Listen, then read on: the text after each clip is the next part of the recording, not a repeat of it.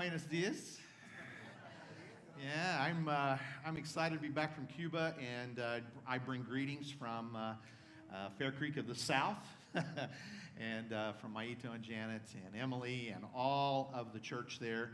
Had a great time with them 2 weeks ago, and we were in service that morning. I got a chance to share in the service that morning, and we saw 2 people trust Christ that day, which was amazing. And then we got to go to the beach later. Sorry about that. But we got to go to the beach later, and we saw 8 people baptized on the beach that day. It was amazing, yeah. And so very excited about what God is doing down there. I've never, ever packed 2 car tires in my luggage before. But that was the first, and did that this trip, and took tires down to them for their car, because they're very difficult to get in Cuba right now, and so doing everything we can to support them and encourage them.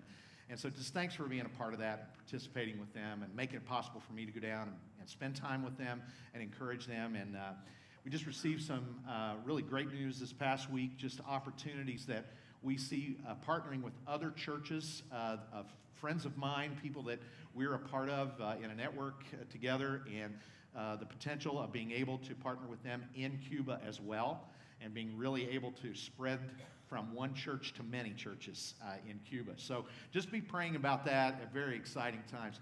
And I see that you guys are still having church. That's great. I was gone a couple of weeks, and so I'm glad you guys continue to keep the ball rolling. It doesn't work, around me. I'm just here as part of the team. So I'm grateful for a great team that kept everything going well and doing a good job. And thanks to Matt and Grayson both for getting this series kicked off. What's in a name? And I know that over the last couple of weeks, they have kind of started you with some of the basics of it. And today we actually start with a name that I believe is one that really all of us have to come to grips with. And it really should have some implications to our life. And so we'll talk about that a little later. But I want to ask a question of you, and I'm going to do something just a little different here this morning. And so I'm going to ask you, to the people that are close to you, that are seated around you, you can just turn around and you're there on your chair and speak to people behind you and everything. If everybody turns around, at least the back row will have somebody to talk to. And so, but no, just around the people there. Answer this question for me, all right? Who or what has the most influence in your life? All right, you got 2 minutes. All right, and that's according to my count, not according to yours, so quit watching your clock for that. All right, and all right, so turn around. I'm literally asking you to talk to other people during church.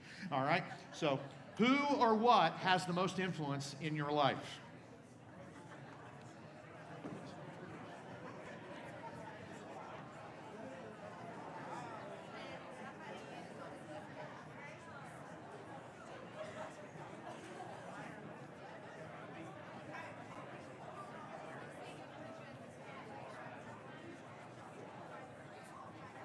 Up here so I can have somebody to talk to. I don't have a...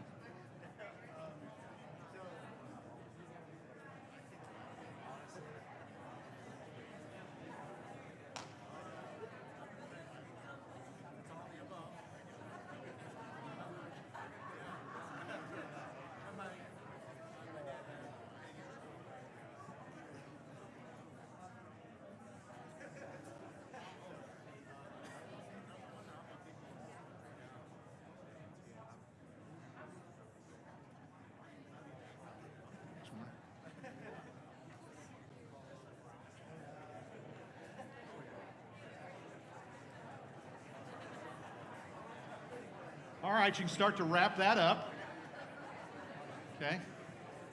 Because you're already starting to talk about where you're going for lunch afterwards, so just hang on, okay? And if you're talking about where you're going to lunch, then that probably has influence in your life, all right? I already tell you. All right, that's great. I know that for a lot of us, we may think of individuals or people. Some of you probably thought that, oh, I'm in church, I need to give the church answer, and so God does have influence in my life, and I hope that's true. I really do, and everything. But we have a lot of things that influence us. We have many things that we will actually give into. We will arrange our life to be about us.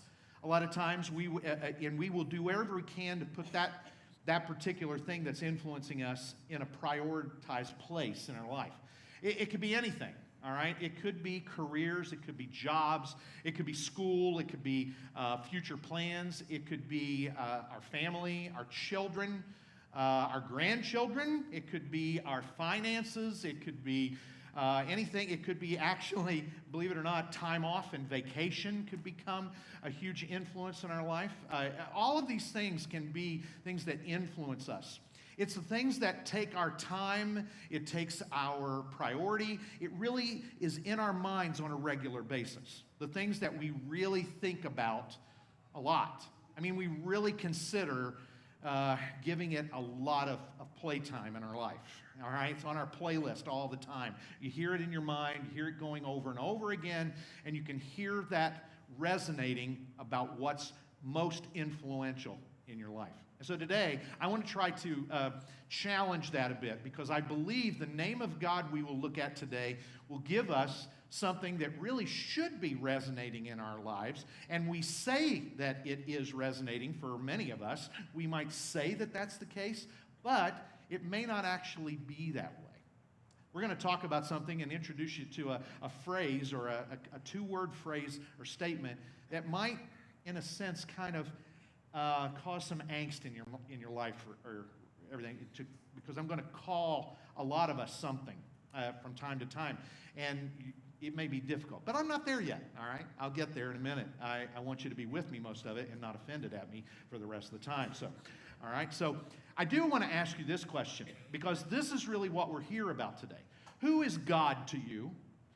And you might say, well, of course, he's, and you could go off of everything that Matt and Grayson have set it up to be over the last couple of weeks. If you've been here, you've heard, who God is, and you hear these names describing. And what we find is God is so big. God is so big that he needed multiple names to actually describe who he is. You couldn't just call him one name, all right? I've been going to football games recently on Saturdays, watching basically these 5th, 6th graders play football, all right? And everybody has, names that describe them, like Sawyer the Destroyer, and Aiden the Jet Clark, If Aiden's out there, watching or listening or anything like that, just get ready. You're on the internet now, dude. And he's quite the star. He's a lot faster than anybody on the field, and I know he'd be faster than me, for sure. But that's why he was called the Jet, all right? Because when he gets the ball, he takes off, and he literally doesn't land till he hits the end zone. I mean, it's amazing to watch him. And so I watched him score 3 times yesterday. It was like, good grief, what, did anybody else pay attention? This kid's running the ball. Aiden the Jet, And so that's why God has so many names. He has so many characteristics about him. He's an infinite God. We think of him in finite terms because we have to have those definitions. That's where the names come from, is as we try to put God in a place where we can describe him. It's impossible, but we do it. We do it so that we can worship him well. And so throughout scriptures, throughout the writings, we see in the ancient Jewish scriptures as well as in the New Testament, where it talks all about the church and everything, you see God in this thing. I want to introduce you today to Adonai. Adonai is the name, and you can pronounce it many different ways. If you go to the internet, which I have done over the last few weeks, listening to well over 30 different pronunciations of this word. And I thought, what am I going to say? Which one do I pick? Which one do I use? And I just figure I'll go with the one that we just sang in the song. All right? And so Adonai, say it with me. Adonai. Adonai is the Hebrew term, meaning that he's Lord or Master, or he's definitely the ruler and owner of all. And Adon is the word that it came from, and actually it describes anyone. You could describe a person. It's almost like saying sir in that. So, Abraham was described as Lord. Sarah described him as her Lord, meaning it was somebody who was in her life that she looked up to, respected as a leader. So it changes, though, when God is spoken of as Adonai. Matter of fact, it's over 400 times. All right, 400 times. Put up 4 fingers so that I know that you know how many. 400 times you will see God referenced as Adonai. In the New Testament, when everything changes over and the reference there, it is the Greek word kyrios, almost like saying curious, but it's kyrios. All right, say that with me. Kyrios. All right, that's the Greek word for it. And so that name means a lot. So whenever you see the name Lord, all right, in Scripture, in English for us, you see capital L, small o, small r, small d. It's referring to Adonai or Kyrios, right? And that's the concept. So when we see this, we're going to just see it unfold who this God, Adonai, his characteristics. It's the one true God, the one true God. This is not many gods. Many people have kind of taken all of these Hebrew names and many times have said, oh, this shows that God he's just all over the place. See, there's many gods to worship, and that's not true. These are the names to describe one God. Imagine needing that many names to just describe who he is, and that's exactly what it does. So we're going to go to what to me is a familiar psalm. It's one that David wrote later in Psalms, and it's Psalm 86. And I just want to walk through some of the verses, not all of them, but almost all of them. And I want to show you some things that are there that talk about this name, Adonai, all right? And it would be appropriate when it's all said and done that when you pray, you could pray and use that name, Adonai, because that's what many people even called Jesus. So we'll see that before we're finished today. We look at Psalm 86, and we begin verse 1, and this is what it says. Hear me, Lord. And when we see this, it's, hear me, Adonai, and answer me, for I am poor and needy. Right off the bat, I see someone who David is praying to him as if he's personal. Whenever you hear Lord in this term, not capital letters, because capital letters all would be referring to the one true God, the God that Grayson described last week, Yahweh.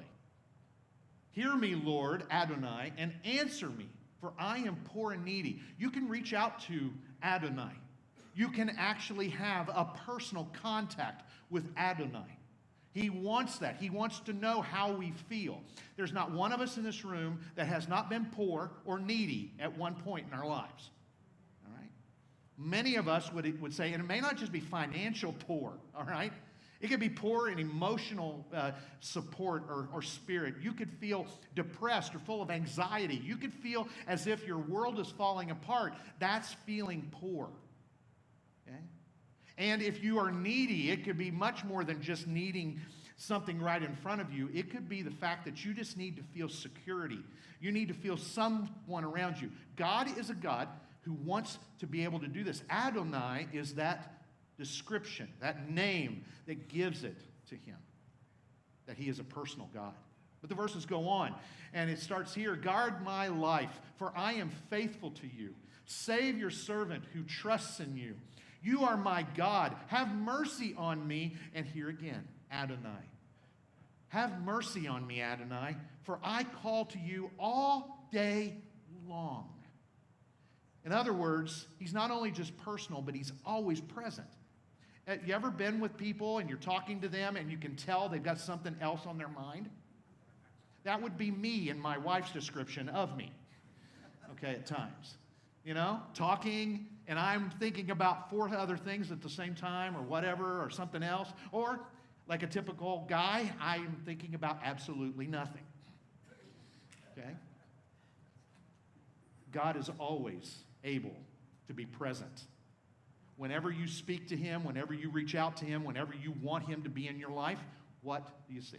You see a God, Adonai, who is there present always. Then the verses go on even more. Bring joy to your servant, Adonai, for I put my trust in you. Joy is one of those times, everybody wonders what joy is. Joy is not happiness. Joy is a sense of just consistent contentment and peace that brings a sense of security or confidence to your life. That's what joy really is. And of course, if you have that kind of feel, then yeah, you're going to probably have times in which you feel happy. Going to be times when you feel happy because you feel that around you, that confidence that God is there. But this is critical. You need to make it, he says that he puts trust in Adonai. Putting trust in Adonai means that you trust him beyond what your circumstances are. Now, like what Becky had to say this morning, that's exactly the concept. She put her trust in God, in Adonai, to take care of everything that was going on in her life. He was present all the way through to the very point of which she had no more need, and God had supplied and taken care of her. And then he goes on. He speaks directly to him. He says, "You, Lord," or Adonai, "are forgiving and good, abounding in love to all who call to you." So God is an inclusive God who looks at every person and doesn't measure them based on their worth or value, whether they should be loved, but he loves them and is willing to forgive. You ever been in a place where you felt like maybe your life does not measure up enough that God would love or care for you in that way?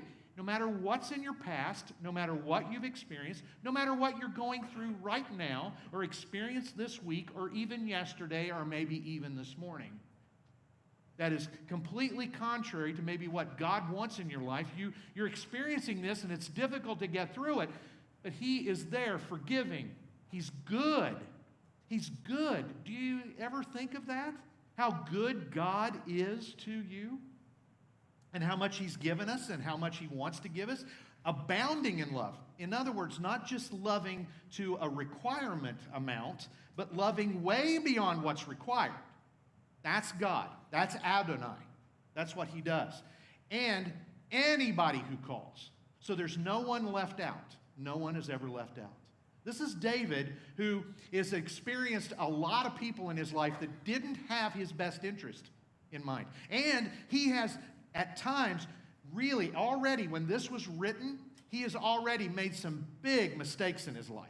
He's already made some very terrible mistakes in his life to the point that he thought his life was not worth anything anymore. And Adonai reminds him over and over again. And so he worships him with this statement, this prayer. This is a prayer that David was writing. And so think about it. David, a very powerful man, the king of Israel, was very successful as a military leader, had so much on his side, had so much going for him, and yet he knew he needed Adonai, a master in his life. And so even in the next verse, which I'm going to jump ahead to verse 6, "Hear my prayer, Adonai, Lord. Listen to my cry for mercy." That means no matter the circumstance, you have an emergency line ready to be picked up. God is always aware and ready to hear exactly what you're going through. So you might say, "I don't want to bother him," or I didn't think to bother him. And many times we step back from bothering him, if you will, because we feel like maybe we can do a little better job of taking care of the circumstances. And so we try to offer ourselves mercy, of which that's the worst thing to do because we don't have enough mercy to take care of who we are. So sometimes it's tough. And then if we jump ahead into some of the verses, in verse 9 he says, "All the nations you have made." That's a good statement. God has placed everyone in where nations are, all of that. God knows every nation. God knows every person who's involved in every nation. God understands and knows their heart and knows their motivation. He knows their past. He knows everything that they've gone through. So all the nations you have made. So pick somebody you know in the news from another nation right now. It's not hard to do, is it? Okay? You want to start with, Vladimir Putin maybe? You want to start with the leaders of Hamas or Hezbollah or Israel or the United States God knows all the nations that he's made. So all the nations you have made will come and worship before you, Adonai. At some point in history, all nations will acknowledge God. It will be done. Now, I want you to think about this. He says, they will bring glory to your name. Can you imagine some of the nations right now and what's going on, that they will eventually bring honor and glory to the name of God? That they will honor Adonai, not other gods, not ones that they make up, or even themselves. They will worship Adonai, the Lord. And I want to take just a minute and say this, because I think that what's happened, a lot of us, we see the events and the activity that's going on in the Middle East right now, and we wonder, what is really going on? I've seen so much on the internet. I've talked to people, individuals. This past week, I was with about 140 pastors that are good friends of mine, many of them, and I interacted with them about this, and we talked about it. Is this the end of times because of what's happening there? Well, if you know much about the history of Israel, you know that since Israel was put together, even back in the day where David was the king of Israel, before it was an acknowledged nation in our modern day, in 1948, this is much different. David knew of this, and there were people who were coming against Israel on a constant basis. All right? That's always been the case. Why? Because God chose and made that nation on purpose to bring about the life of one individual, which we will get to before we're done here today. And his name is Jesus. And so there is always going to be words of rumors and things that are happening, threats and different attacks, always happening to Israel. Is this the end of times? Well, I would tell you, every day is one day closer to Jesus returning. So don't ever think that, oh no, it's not now. It very well could be. And so this just gives us an urgency, does it not? To be able to tell people we know, to make sure that we're not forgetting this. And here's the thing. I think that a lot of times, followers, people who attend church, I loosely will say the word Christians, we get obsessed with what the word prophecy, and we get obsessed with what's going on. Let me just tell you this. Jesus promised he would come back. He also promised that he would die and raise from the dead. So I'm kind of believing that he is going to return. He did the first two. He died and he rose again. I'm pretty sure he's going to do the third one. So for those of you who are younger in the room, all right, and you're like, oh no, I won't get to live my life. I won't. Trust me, okay? Trust me. I had the same fears. I remember that, thinking I would never get to live my life. Let me just tell you, when Jesus returns, it'll be the best thing that ever happened to us. Okay, so don't sweat it. Don't worry about it, but don't obsess about it either. Live your life like it's the last day you've got. Live your life like it is the end. All right? And that just tells us the urgency of why we need to be worshiping God with our whole life and everything that we're doing. So when you watch the news, all right, remember, number one, it's the news. Have we not learned? All right? Okay? But then on top of that, don't forget that it has to do with God's plan and his time, what will happen, what will occur. So please don't get obsessed by something that's not really necessary for you to obsess about. The thing you should obsess about is that Adonai has a place in my life. He has a place in my life and everything that goes on. And when he comes back, it will be normal to welcome Adonai. Oh, thanks for coming back. Goes on. Teach me your way. This is just the daily time of just spending with God. Teach me your way, Lord, Adonai, that I might rely on your faithfulness. Meaning that he is always going to be consistent. He will never change. A lot of things change in our world, right? A lot of things have happened over the last few years that have been difficult and has been hard to have resistance toward and to be sustained in and to maintain our lives and try to find any kind of normalcy. But let me just tell you, I may rely on your faithfulness, the faithfulness that God has given us. Adonai will always be faithful. He'll be faithful to us. He'll be faithful to his plan. It's never going to shake him up. Did you know that when there wasn't some red phone that rang in heaven and he picked up and somebody said, you better be paying attention down here. Israel just got attacked. Okay. Did you know he knows the hearts and the lives of every one of those Hamas leaders that attacked? He knows every one of them. And did you know that he understands the need to be faithful in their lives? Wow. That's a hard one for us to understand, but when you think of who Adonai is, can anything be outside of his control? It goes on. In verse 15, he says, "But you, Lord Adonai, are a compassionate and gracious God." I love this part. Slow to anger. He could have been pretty upset with me last couple of weeks over things that I've done or thought, things that I have thought of, and I almost thought, how could I get away with that? Don't tell me you didn't have the same thing. Okay?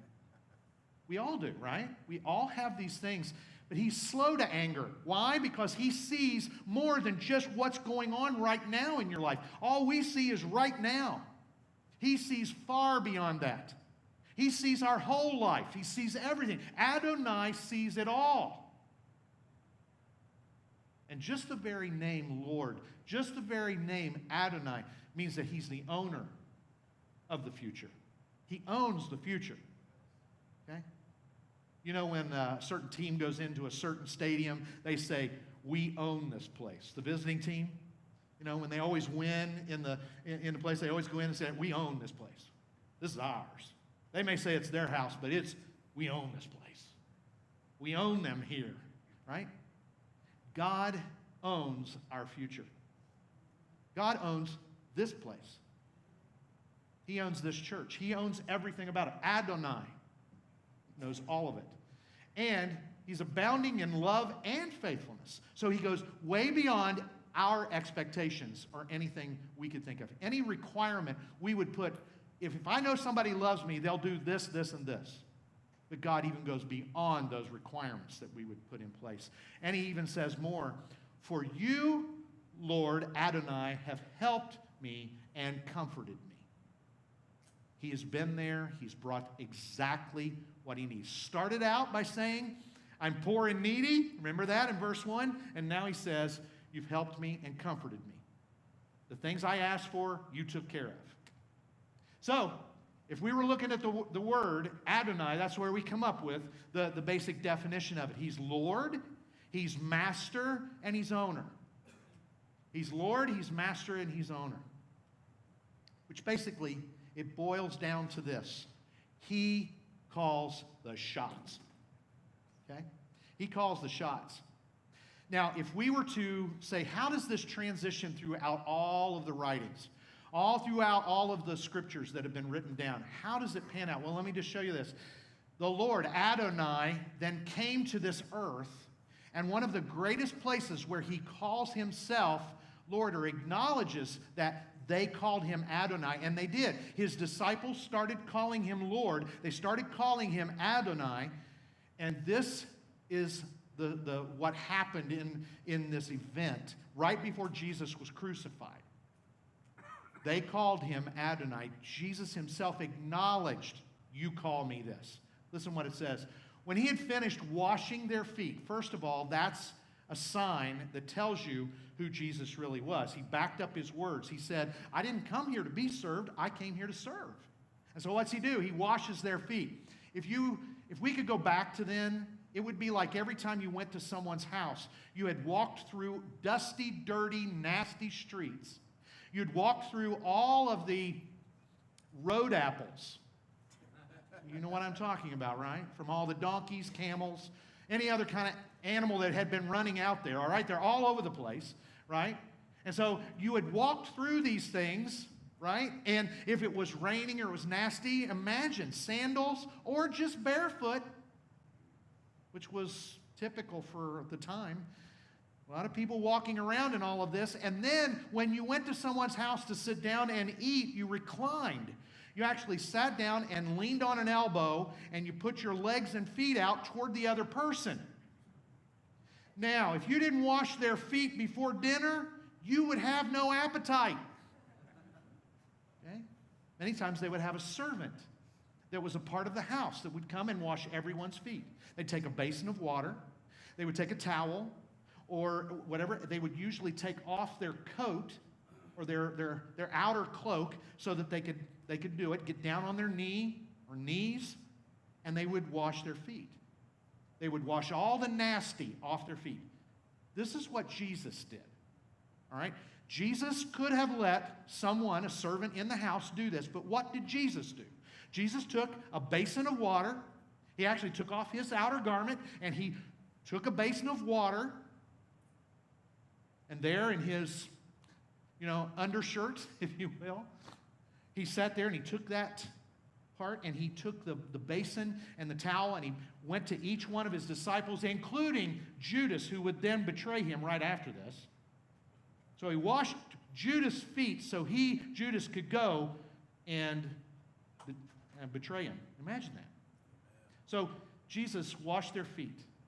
He did this on purpose. He put on his clothes, put back on his coat, his outer cloak, and returned to his place, went back to the place where he was sitting at the table, and he looked at them and said, "Do you understand what I have done for you?" He asked them. A lot of them were like, "Yeah, you made this meal a lot more appetizing." No, it was hard because Peter said, "You're not going to wash my feet. You're Adonai." Well, the story goes on, and in verse 13 and 14, it says, "You call me teacher and Lord."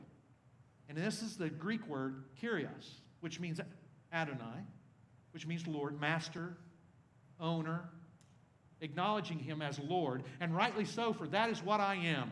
Jesus wasn't backing away from his position. He wasn't saying, "Well, I'm now no longer the Lord, that's why I could wash your feet." No, he said, "I am the Lord, that's why I could wash your feet. Now that I, your Lord and teacher, have washed your feet, you also should wash one another's feet." Oh my. Now, he's really complicated this whole thing. Okay?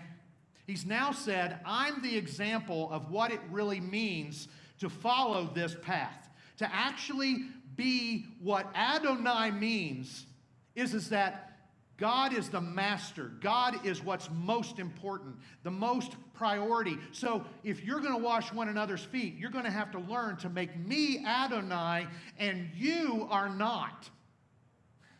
You have that opportunity now to go around and wash each person's feet. You're now the master of the situation, the circumstance. When you follow Jesus and you find yourself in difficult circumstances, you have the opportunity then to follow his example. And when someone is hard to live with and someone is hard to deal with, no longer are you the most important person in the room. Adonai is the most important person in your heart and life, and you show Adonai to the other person who's difficult and may not know him or have put him first in their life. That's what it's all about. He says, you follow this example. It goes on even further in verse 15. I have set you an example that you should do as I have done for you. Very truly, I tell you, no servant, watch this, no servant is greater than his master.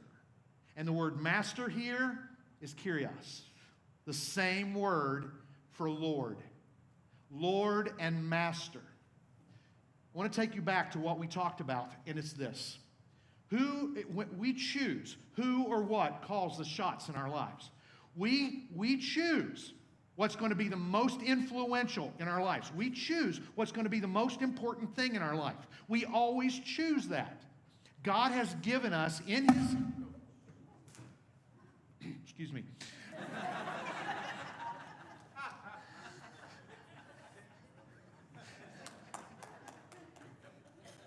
He has given each one of us the opportunity to choose in his sovereignty, all right? I believe that God has, in His sovereignty, given us freedom to choose. And if that's really true, we choose who or what calls the shots in our lives then. This is what brings Him most glory and honor, when we choose to worship Him, when we choose to make Him master. See, it's a choice we make whether we're going to follow Him and follow His lead or not. And following Jesus as our master leads us to our created for purpose. What we were made to do, what we were created to do. What is that? That is to serve Him. Okay? That's what we were created to do. And that's how we have most fulfillment in our lives, is when we are so close to God that we're like, I want to do everything I can to honor Him with what I do, with my life, with my time, with my money, with my family, with my friends, with my activities. Everything I do brings honor to Him. That's why He then becomes the number one priority. And I'll tell you what, it all starts with relationship. Remember, Adonai is a personal God that wants to be close to us. Paul wrote of this in Romans chapter 10, and I want to show you this verse. A familiar verse that I speak of many times here, but this time it's so clear of what it really truly means. If you've trusted, if you want to trust Jesus, anyone in this room, anyone that's listening right now, you could trust Jesus personally in your life to be your Adonai, your master, your Lord, the ruler of your life, the one who owns everything, that owns your future, all of that. He says this, if you declare with your mouth, Jesus is Lord, Kyrios, Adonai, master, owner, ruler. If you can say this with your mouth, you can confess it. In other words, it's part of your life that you tell other people, but you also acknowledge it to Him that He is Adonai, and believe in your heart that God raised Him from the dead, you will be saved. I keep going back to this over and over again. The greatest event in history is when Jesus rose from the dead, because He defeated death. He defeated the thing that's got a grip on every one of us because of our sin and because of the wrong things in our life. He defeated it for us because we could never do this. If this body dies, if Greg Trout dies, I'm not getting up. All right? Only Jesus could do that, and He did it and got up on my behalf. So think of this. That's what brings salvation to us, when we acknowledge that He is Adonai, Kyrios, the Lord, the master, the ruler, the owner of our lives. Trust Him to be a better leader of your life than you are. That's really what it is. You trust Him to be a better leader of your life, our lives. We trust Him to be a better leader of our lives than we ever are. I take you to one last passage of Scripture in 1 Peter. It says this, and I love this because it just kind of makes it clear. Peter was writing to people, and we studied this a few months back. If you were here during that time, we looked at 1 Peter through the summer. It says this, therefore rid yourselves of all malice and all deceit, hypocrisy, envy, and slander of every kind. But like newborn babies, that's what we should be like. Crave pure spiritual milk. This isn't about being an infant as a Christian. It means that you are so hungry for God's word that you just crave it like a baby. You know? Hungry, wanting more of Him, wanting to be close to Him, wanting Him so bad, just like a baby cries, wanting a bottle, you know, or other things. Sorry. Like newborn babies crave pure spiritual milk. Thank you for catching on. All right. So that by it you may grow up in your salvation. You might grow up. In other words, you understand the implications of it all. Now that you have, this is the next verse, now that you have tasted that the Lord, Adonai, is good. He's good. Look at this. I'm going to say an absurd statement, all right? Live as if Jesus is your leader. Live as if Jesus is your leader. And I say this way. Live as if Jesus is your leader, because you might say, that seems weird. Just live as Jesus is, live like Jesus is your leader. Not Not as if. Here's the problem. Many times, and I'm going to call this out. We live in the realm of what I call practical atheism. We say God exists, everything, and we go through the motions as if God exists, and we go through and do things as if God is there, and yes, we trust Him at times, and we maybe even pray occasionally. We might even read the Bible from time to time, but overall, it doesn't really have an overall impact in our life. He's not the most influential. He's not really Adonai in our lives. And honestly, why believe in a God if we don't believe He can control everything and have everything and take everything and be the master of everything? I even question for some who have maybe known Jesus for a lot of their life, whether or not you really know Him personally or you just know Him as a religious leader that you go to church on Sunday and you hear about, but He's not really the leader in your life. See? That's what's got to be the case here. We have to see Him. So don't live as if Jesus, but live with Jesus as the leader of your life. That's what He's looking for. That's what He can do. You may not know this name, but his name is Polycarp, and I wrap up with this. Polycarp was a disciple or a mentoree of the Apostle John. He was the bishop at Smyrna, and if you were to look into church history, you would see this written about in his life. Polycarp was about 86 years old when the Roman government approached him and asked him to say that Caesar is Adonai, is Lord, is Kyrios. He would not do it. Why? Because he knew that by doing that, they weren't asking to just call Caesar Sir or one of the other names that could be used in this place. No, no, no. They were wanting him to acknowledge Caesar as the deity, as God. And Polycarp would not do it. Polycarp was martyred. He died because he would not give up on calling Jesus Lord, Adonai, leader, master. So I take you to this question. Who or what has the most influence in your life? Who or what has the most influence in your life?